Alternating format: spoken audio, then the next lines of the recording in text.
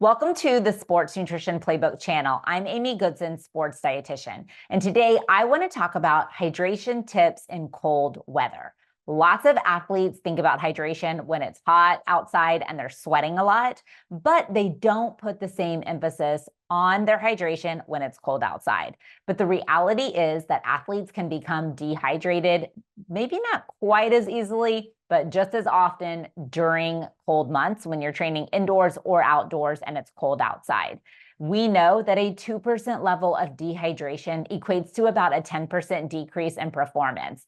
As dehydration gets worse, performance typically declines. So if you are going into a workout dehydrated, or you're becoming dehydrated throughout the workout because you're not drinking enough water and electrolytes, this can put you at a performance deficit. So if the person next to you is hydrating well, they might be able to outperform you. We don't want that to happen. So your goal as an athlete is to stay hydrated. So if it is cold outside, one of the things you have to remember that as you breathe in cold air, your body has to humidify and warm that air, which actually uses fluid and can contribute to dehydration.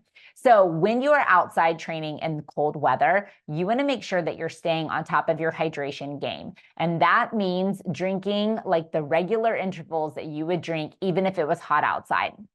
So we want athletes drinking 5 to 10 ounces of fluid every 20 minutes during a workout. So think about that as drinking a bottle an hour. That can be water or sports drink. If you're well-fueled, well-hydrated when you start your workout, and you're only going to work out for up to an hour or 90 minutes, you'll probably be okay with water. But if it's going to be a longer workout, you would want to start to incorporate electrolytes as well as carbohydrates. So think sports drinks or adding electrolytes to your water.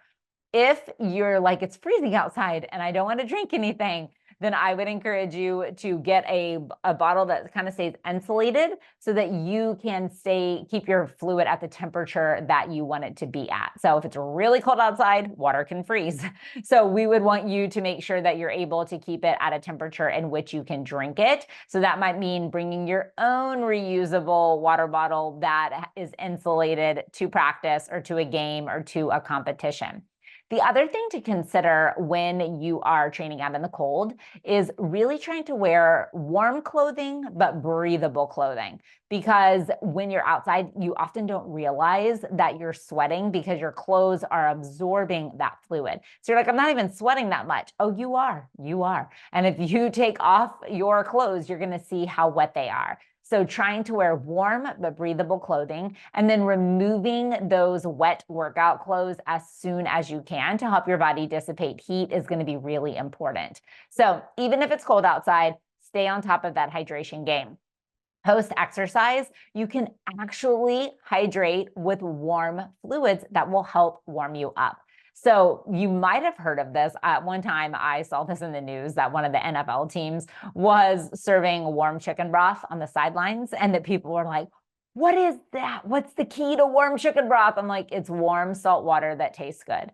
So vegetable broth, chicken broth, beef broth, or you can also start to rehydrate with things like hot chocolate. So we know milk and chocolate milk are a top fave of the sports dietitians for post-workout recovery. So warming that up and making it hot chocolate can be a great way to help your body recover and get the protein and the carbohydrates that it needs. And then, like I said, if you want to use a chicken broth, vegetable broth, or beef broth, that is an excellent way to get in some of those electrolytes. And hey, you can tell people it's your cheat code to rehydrating in cold weather. But as an athlete, it's important that you follow the rules. So 5 to 10 ounces of fluid every 20 minutes during exercise. And then you want to rehydrate with at least 16 to 24 ounces of fluid after your workout. If you weigh yourself pre and post workout, that would be 16 to 24 ounces per pound lost. My rule of thumb, look at the color of your urine. Pale yellow to clear, congratulations, you're probably hydrated. Apple juice and darker, it's time to drink up so that you can get your body back to a state of normal hydration. If you want to perform at your best and be able to excel throughout all of your workouts, your games, and your competitions, you need to hydrate whether it's hot and whether it's cold.